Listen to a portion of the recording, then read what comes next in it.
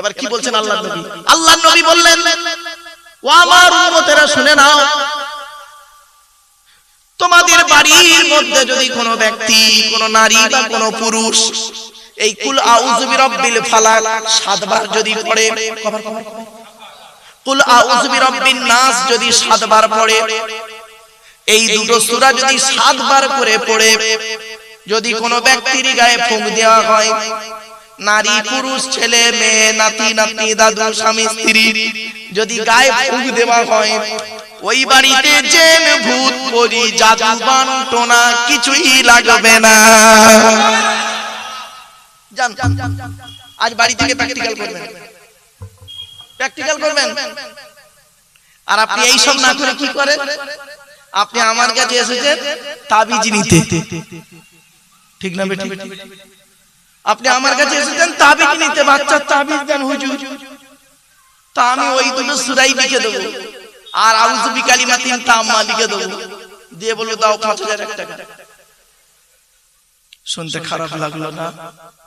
অতি বাস্তব কথাটাই বললাম, একদম বাস্তব কথাটা বললাম। এখন এইটা বলার পরে বাবা অনেক যে সমস্ত ভাইরা তাবিজ করে তারা তো আমার উপর গোষ্ঠী উদ্ধার করে দেবে আমি জানি, কিন্তু কিছু করার নেই। আমি এখন পর্যন্ত কোনো হাদিস পাইনি বাবা, কেউ যদি পেয়ে থাকেন আমি অন ক্যামেরাতে বলছি, এই ইউটিউবাররা আছে, পৃথিবীর কোন আলেম যদি আমাকে একটা হাদিস একটু শোনাতে পারেন, আমার তো জ্ঞান কম, লেখাপড়া তেমন নেই বাবা, তো যদি কোনো আলেম বা কোনো বক্তা, কোনো মাওলানা সাহেব একটা হাদিস অন্তত সহি হাদিস বলতে পারেন যে আল্লাহর নবীর জামানায় সাহাবীরা এসে কোন এক সাহাবী নবীকে বলেছেন, ইয়া রাসূলুল্লাহ আমার ঘরটা জিনের খুব উৎপাত, আপনি এসে আমার 4 কোণে 4টে 20 ফুট রড পুঁতে দেন, দিয়ে আজান দিয়ে রড গুলো পুঁতে দেন, আর দিয়ে আপনি আমার ঘরটা বন্ধ করে দেন। আল্লাহ রাসূল জীবনে একটা হাদিস যদি আপনারা আমার দেখাতে পারেন, ইনশাআল্লাহ আমি সেই দিন থেকে সমাজের মানুষের কাছে বলবো, আমিও সাপোর্ট করে বলবো যে আপনারা প্রত্যেকের ঘরগুলো সব বন্ধ করে নিন। জিন এত পরিমাণ ঢুকে পড়েছে আপনাদের ভেতরে, মানে রাস্তা নেই, মানে হরদম ঢুকে পড়েছে, পালাবার জন্য ওই 4 কোণে 4টে আজান দেবেন আর 20 ফুট রড পুঁতে দেবেন, জিন চলে যাবে। বাবা আমি তো কোনো হাদিস পাইনি, যদি কেউ পেয়ে থাকেন আমাকে বলবেন, আমি শিখে নেব। কোনদিন আমি পাইনি, তা পাবেন বলে মনে হয় না। কি জানেন, আল্লাহ যদি পায়, কোন আলেম যদি পেয়ে থাকেন আমাকে বলবেন। এই সমাজের কাছে এই পোস্টটি আমি ছুড়ে গেলাম। একটা হাদিস আল্লাহ নবী ঘর বন্ধ করেছেন সাহাবীদেরকে নিয়ে, ওই রড পুঁতে দিয়ে আজান দিয়ে ঘর বন্ধ করে দিয়েছে। বাপেরা রাগ করবেন না, বাপ হায়াতের মালিক কে? মৌতের মালিক, ভালো মন্দের মালিক। কোরআন বলছে, দেখুন আমি বলিনি, মা ইয়াফতাগিল্লাহু লিন-নাসি মির রাহমাতিন ফালা মুমসিকা লাহা ওয়া মা ইউমসিক ফালা মুরসিলা লাহু মিন বা'দি ওয়া হুয়াল আজিজুল হাকীম। 22 নম্বর পারা। এই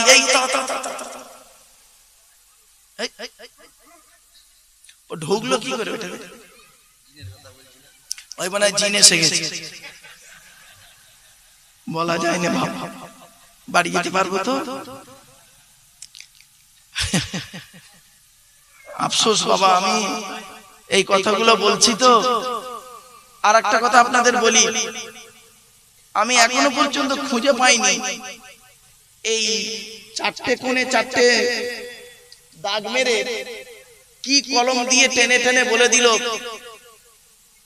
সর্বনাশ, শেষ হয়ে গেছে। শেষ হুজুর, কি শেষ হলো? তোমার বাড়ির পেছনে নারকেল গাছ আছে, বাড়ির পাশে পুকুর আছে। আচ্ছা ভাই, এই পশ্চিম বাংলা কার বাড়ির পেছনে নারকেল গাছের এর পুকুর নেই বলবো? লাউ ঠালা, শাওড়া গাছ আছে, তেঁতুল গাছ আছে। আচ্ছা ভাই, তেঁতুল গাছ তো প্রায় লোকের বাড়ি থাকে তেঁতুল, জানো না? জেন থাকে তেঁতুল গাছে, লাউ ঠালা। সে বেচারা তেঁতুল গাছের পায়খানা, ভয় তার পায়খানায় যায় না, ভয় তার পায়খানায় যায় না, তেঁতুল গাছের গোড়ায় পায়খানা করতো। জেন আছে ভিতরে। আল্লাহর কোরআন বলছে, আমি বলিনি, শুনে নিন, কথাটা শুনলে হাসি লাগছে। আমি জানি আমার এই কথাগুলো নিয়ে আবার কিছু মৌলবি চিল্লাচিল্লি করবে, বাস্তবটাই বলছি। জিন জাতি আছে 100%, ওমা খলাকতুল জিন্না ওয়াল ইনসা ইল্লা লিয়াবুদুন। শুধু তাই না, ওয়ালাকাদ যারানা লি জাহান্নামা কাসীরাম মিনাল জিন্নি ওয়াল ইনসি। জিন জাতি আছে 100%, এটা বিশ্বাস করতে হবে, এটা কোনো অস্বীকার করার জায়গা নেই, কোরআনকে অস্বীকার করা হয়। কিন্তু এমন কিছু মানুষের কাছে না বলাটাই ভালো, মানুষকে, জনগণকে অন্তত সঠিক মেসেজটা দেওয়াই ভালো। সে কি করে পরিবর্তন হবে, আমরা তাকে এই শিক্ষাটা দিই না। আজ আপনারা তাবিজ করবেন, আজ আপনারা ঘর বন্ধ করবেন। আমি আপনাদের বলে যাচ্ছি, যে বাড়িতে সূরা ইয়াসিন, সূরা রহমান, সূরা ওয়াকিয়া, সূরা মুলক, সূরা দুখান, সূরা মুজাম্মিল, এই 5-6টা সূরা তেলাওয়াত করা হয়। তারপরে হচ্ছে শুক্রবারে সূরা কাহাফ। মা বোনদের বলে যাচ্ছে, আপনাদের বলে যাচ্ছি, রাতের বেলা যখন ঘুমাবেন, রাতের বেলা যখন ঘুমাবেন, রাসূলুল্লাহ বলেছেন, কোন মানুষ যদি রাতের বেলা ঘুমানোর আগে সূরা মুলক তেলাওয়াত করে, তাবারাকাল্লাযী বিয়াদিহিল মুলক, 29 পারার প্রথম সূরা, কোন ব্যক্তি যদি তেলাওয়াত করে ঘুমায়, ওই ব্যক্তি মারা যাওয়ার পরে ওই ব্যক্তিকে যখন মাটি দিয়ে আসা হয়, আল্লাহ পাক ওই সূরা মুলক পড়ার কারণে রাসূলুল্লাহ বলেছেন, তার কবরটাকে আল্লাহ পাক নূরুন আলা নূর, আলোয় আলোকিত করে দেয়। আপনারা মোবাইল ঘাটেন, রাতের বেলা ঘুমানোর আগে ওযু করে শোবেন, আর মোবাইলটা সূরা মুলক শুরু করে দেবেন তেলাওয়াতটা। তেলাওয়াত শুনতে শুনতে শুনতে শুনতে ঘুমিয়ে পড়বেন। কেন আপনি এত বড় একটা ফজিলত থেকে দূরে আছেন? কুল হুয়াল্লাহ সূরা যদি কোনো মানুষ পড়ে, যে সূরাটা আপনি এখন আলোচনা করছিলাম, কুল হুয়াল্লাহ সূরা যদি কোনো মানুষ 3 বার পড়ে, কবার 3 বার যদি কোনো মানুষ পড়ে, ওই ব্যক্তি পড়ার পর 3 বার যদি আন্তরিকতা নিয়ে কুল হুয়াল্লাহ সূরা পড়ে, এক খতম কোরআন শরীফ পড়ার সওয়াব আল্লাহ লিখে দেবে। আপনি কেন দূরে আছেন? কেন দূরে আছেন মা বোনেরা? আরেকটা বলে দিচ্ছি, শুনে নিন। আল্লাহর নবীর জামানায়, আল্লাহর নবীর জামানায় আল্লাহর নবীর কিছু সাহাবী একটা এলাকায় গিয়েছেন। সেই এলাকার লোকেরা, ওদের যে হেড প্রধান, সে করেছে কি, গুরুত্ব দিচ্ছিল না মুসলমানদেরকে। আল্লাহর কিসান, ওই প্রধানে, ওদের যে নেতা, সাপে কামড়ায়। কিছু বুঝতে পারছেন আমার ভাষা? শুনে নিন, শিখে জানাচ্ছি এখান থেকে। সাপে কামড়ায়, সাপে কামড়াতে বিষ উঠে গেছে, গাল থেকে গাজা বের হচ্ছে, মরেনি। এবারে একজন ব্যক্তি এসে বলছে, এই সাপের বিষ নামাবে কে?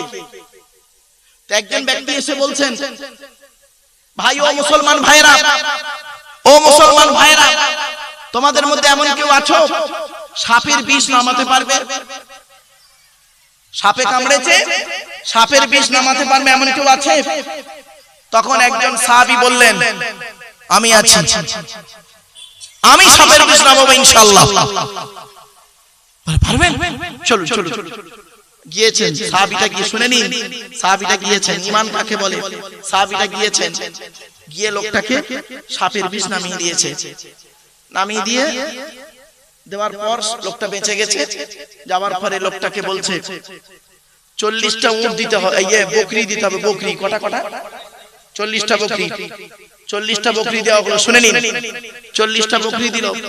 দেওয়ার পরে উনি করলেন কি, 40টা বকরি এনে আল্লাহর নবীর কাছে এলেন সকলে সাহাবীরা। 40টা বকরি নিয়ে নবীজির কাছে এসে সব ঘটনাগুলো খুলে বললেন, ইয়া রাসূলুল্লাহ, আমরা অমুক জায়গায় গিয়েছিলাম, সেখানে যেতে তারা আমাদেরকে যথাযথ সম্মান দিচ্ছিল না। এমন অবস্থায় তাদের যে প্রধান ছিল, নেতা, লিডার, তার সাপে কামড়ায়। আমাদের মধ্যে একজন সাহাবী গিয়ে ওই সাপের বিষটা নামিয়ে দেয়। তারপর কি হলো, সাপের বিষ নেমে যাওয়ার পর তারা আমাদেরকে 40টা বকরি দিয়েছে, 40টা। নবীজি শুনে বললেন, তোমরা খাও, আমার জন্য কিছু রেখো। নবীজি বললেন, তা বললো, তোমাদের মধ্যে কে গিয়ে সাপের বিষ নামালো? কোন সাহাবী? তা বললো, ইয়া রাসূলুল্লাহ, ওই সাহাবী। তাকে ডাকা হলো। তিনি এলেন, নবীজিকে শুনে নিন, জীবনভর মনে রাখবেন। ওই জাদু করার মতো একটা ঘটনা। কাছে এলো, আসার পরে নবীজি বললেন, তুমি গিয়েছিলে সাপের বিষ নামাতে? তুমি সাপের বিষ নামিয়েছো? যে আল্লাহ নামিয়েছে হুজুর। তা তুমি কি এমন ফুঁক দিলে ওর গায়ে সাপের বিষ নেমে গেল? কি বলছে শুনবেন। ইয়া রাসূলুল্লাহ, ইয়া হাবিবাল্লাহ, হুজুর, আমি তেমন কিছু ফুঁক দিই নাই, কোরআনের একটা ছোট্ট সূরা পড়ে ফুঁক দিয়েছি। বলে, কোন সূরা? সাহাবী বললেন, সূরা ফাতিহা পড়ে ফুঁক দিয়েছি। আলহামদুলিল্লাহি রাব্বিল আলামিন, আর রাহমানির রহিম, মালিকি ইয়াউমিদ্দিন, ইয়্যাকা না'বুদু ওয়া ইয়্যাকা নাস্তাঈন, ইহদিনাস সিরাতাল মুস্তাকিম, সিরাতাল লাযীনা আন'আমতা আলাইহিম, গায়রিল মাগদুবি আলাইহিম ওয়ালাদ-দাল্লিন। কোরআনের এই সূরাটি পড়ে আমি ফুঁক দিয়েছি। সূরা ফাতিহা পড়ে ফুঁক দেওয়ার কারণে আমার আল্লাহ পাক সাপের বিষটাকে নামিয়ে দিয়েছে। জোরে বলুন। আচ্ছা, এখান থেকে কি শিখলেন? কোন মানুষ যদি সূরা ফাতিহা ভালো করে আন্তরিকতা নিয়ে আমলে পরিণত করে, আর সূরা ফাতিহা পড়ে যদি ফুঁক দেয়, সাপের বিষ নেমে যায়। আপনি প্র্যাকটিক্যাল করুন না, আমি তো আপনাকে বলে দিয়ে যাচ্ছি। আপনি কেন আব্দুল্লাহিল মারুফের উপরে নির্ভর করবেন? আর কেন ইমাম সাহেবের উপরে ভরসা করবেন? আর কেন পীর সাহেব মৌলভী সাহেবের উপরে ভরসা করবেন? আপনি নিজে প্র্যাকটিক্যাল করুন। আল্লাহর নবী বলেননি যে আমার ইন্তেকালের পর অমুক লোকের কাছে গিয়ে খালি এইসব করবে। আল্লাহ রাসূল বলেছেন, তোমরা নিজেরা প্র্যাকটিক্যাল করো। কিছু বুঝতে পারছেন আমার ভাষা? নিজেরা। আজকে আপনাদের বলে যাচ্ছি, রানীগাছির মানুষেরা শুনে নিন, আপনারা নিজেরা প্র্যাকটিক্যাল করুন। আজ থেকে বাড়িতে গিয়ে 5 ওয়াক্ত নামাজ পড়ুন, 5 ওয়াক্ত নামাজ পড়ুন, আর সাথে সাথে হালাল খাবার খান। 1 নাম্বার হালাল খাবার খাবেন, 2 নাম্বার 5 ওয়াক্ত নামাজ পড়বেন, সাথে সাথে রমজান মাসে রোজা আদায় করবেন। আর কি, মানুষের উপকার করতে না পারলে ক্ষতি করতে যাবেন না। সাথে সাথে এই আমলগুলো করবেন, দেখবেন আল্লাহ পাক আপনার অন্তর থেকে এমন কিছু মুখ থেকে বের করে দেবে, যার মাধ্যমে কত মানুষ উপকৃত হবে। কত নেবেন? আমরা মনে করেছি কি জানেন, কোন এক গোষ্ঠীকে আমরা করেছি কি, নির্দিষ্ট করে দিয়েছি যে ওই গোষ্ঠীর লোক যদি দোয়া করে, ওই গোষ্ঠীর লোক যদি এসে হাত তোলে, আল্লাহ কবুল করবে, আর পৃথিবীর আর কারোর কোনো দোয়া কবুল করবে না। না, এই ধারণা পুরোপুরি ভুল। চলুন আল্লাহ পাক কোরআনে কি বলছে বা দেখি। আমি আয়াতটা পড়ি, সূরা ফাতিরের 2 নম্বর আয়াত। আল্লাহ বলছেন, মা ইয়াফতাগিল্লাহু লিন-নাসি মির রাহমাতিন ফালা মুমসিকা লাহা ওয়া মা ইউমসিক ফালা মুরসিলা লাহু মিন বা'দিহি ওয়া হুয়াল আজিজুল হাকীম। আল্লাহ বলছেন, আল্লাহ যদি কোন ব্যক্তির জন্য তার রহমতের দরজা খুলে দেয়, পৃথিবীর কারোর ক্ষমতা নেই ওই দরজা বন্ধ করে। আমার ভাষা বুঝতে পারলেন আপনারা? এতগুলো মানুষ এখানে বসে আছেন, আপনাদের ভিতরে যদি আমার আল্লাহ পাক কারোর উপরে তার রহমতের দরজা খুলে দেয়, সে ভিখারির বাচ্চা হলো, টলিওয়ালার বাচ্চা হলো, টোটোওয়ালার বাচ্চা হলো, ইমাম সাহেবের বাচ্চা হলো, ডাক্তার মাস্টারের চাওলার বাচ্চা হলো, মাছলার বাচ্চা, গোসলার বাচ্চা হোক, ওসব দেখে না। আল্লাহ তার রহমতের দরজা যদি কোন ব্যক্তির জন্য খুলে দেয়, পৃথিবীর কারোর ক্ষমতা নেই ওই রহমতের দরজা বন্ধ করে। আর আল্লাহ রাব্বুল আলামিন তার রহমতের দরজা যদি কারোর জন্য বন্ধ করে দেয়, পৃথিবীর সমস্ত মানুষ যদি দরজা খোলার চেষ্টা করে, আল্লাহর হুকুম ছাড়াও দরজা খুলবে না। আচ্ছা, এই আয়াতটা যে পড়লাম, এর পেছনে একটা হাদিস আছে, শুনে নিন, চমকে যাবেন। আব্দুল্লাহ ইবনে আব্বাস রাদিয়াল্লাহু তাআলা আনহুকে আল্লাহর নবী বলছেন, আব্দুল্লাহ ইবনে আব্বাসের বয়স তখন অল্প, বালক। নবীজি বলছেন, এ বালক, এ আব্দুল্লাহ, শোনো শোনো, তোমার কপালে আল্লাহ পাক যতটুকু ক্ষতি রেখেছে, আমার ভাষা বুঝতে পারছেন আপনারা? আল্লাহ নবী বলছেন, এ আব্দুল্লাহ শোনো, তোমার কপালে আল্লাহ পাক যতটুকু ক্ষতি রেখেছে, সারা পৃথিবীর মানুষ যদি তোমার ক্ষতি করতে চায়, তোমার কপালে আল্লাহ যতটুকু ক্ষতি লিখে রেখেছে ততটুকুই হবে, তার কমও হবে না, বেশিও হবে না। তোমার কপালে যতটুকু উপকার আল্লাহ লিখে রেখেছে, ভালো লিখে রেখেছে, পৃথিবীর মানুষ চেষ্টা করলেও তার কমও হবে না, বেশিও হবে না। কিছু বুঝতে পারছেন আমার ভাষা? এজন্য আপনাদেরকে আমি বলে যাচ্ছি, আপনারা সর্বদাই, সর্ব অবস্থায়, সর্বক্ষণে ভরসা করবেন। আমরা ভরসা করব কার উপরে? আল্লাহ। সব কিছুকে ভরসা করবেন আল্লাহর উপরে। আমরা আল্লাহর উপরে ভরসা আমাদের কমে গেছে। আল্লাহ পাক কোরআনে বলেন, ইজা আযামতা ফাতাওয়াক্কাল আলাল্লাহ। বান্দা, তুমি যখন কোনো কাজ করতে যাবে, পৃথিবীর কোনো ব্যক্তি বস্তুর উপরে ভরসা করবে না, একমাত্র আল্লাহর উপরে ভরসা করবে। ইন্নাল্লাহা ইউহিব্বুল মুতাওয়াক্কিলিন। যারা আল্লাহর উপরে ভরসা করে কোনো কাজ করে, আমি আল্লাহ তাদের অত্যন্ত ভালোবাসি। আজকের এই জলসা হচ্ছে এখানে, এই উত্তর রানীগাজী পয়লা ফাল্গুনের জলসা। এই জলসায় যত মানুষ বসে আছেন, অনুরোধ করে বলে যাচ্ছি, জলসা কমিটিকেও বলে যাচ্ছি, বাবা, ভরসা যদি করতে হয় আল্লাহর উপরে করবেন। জলসা দেবেন আল্লাহকে ভরসা করে, বান্দার ভরসা করে নয়। মনে রাখবেন, হাজার শ্রোতার থেকে 10 জন যখন শ্রোতা বসে আছেন, এই কথাই যথেষ্ট, ঠিক না বেটা? ভরসা করুন আল্লাহর উপরে। আচ্ছা, ভরসার একটা উদাহরণ দেবো। দেখেন, সহজ উদাহরণ, মনে থাকবে। একটাই রাস্তা, কটা? একটাই রাস্তা, দুটো দল গেল। প্রথম দলটা পার হয়ে গেল, দ্বিতীয় দলটা ডুবে মরে গেল। রাস্তাটার নাম হলো নদীর মাঝখান। দল দুটোর নাম হলো মুসা নবীর দল, ফেরাউনের দল। বুঝতে পারছেন? মুসা নবীর দল, ফেরাউনের দল। ভরসাটা রাস্তার উপরে ছিল না, ভরসাটা হবে আল্লাহ। মুসা নবীর ভরসাটা আল্লাহর উপরে ছিল, রাস্তার উপরে ছিল না। আল্লাহ পার করে দিল। ফেরাউনের ভরসা ছিল রাস্তার উপরে, ওর দলবলের উপরে। তো যতটুকু পেরেছে গেছে, ডুবে মরে গেছে।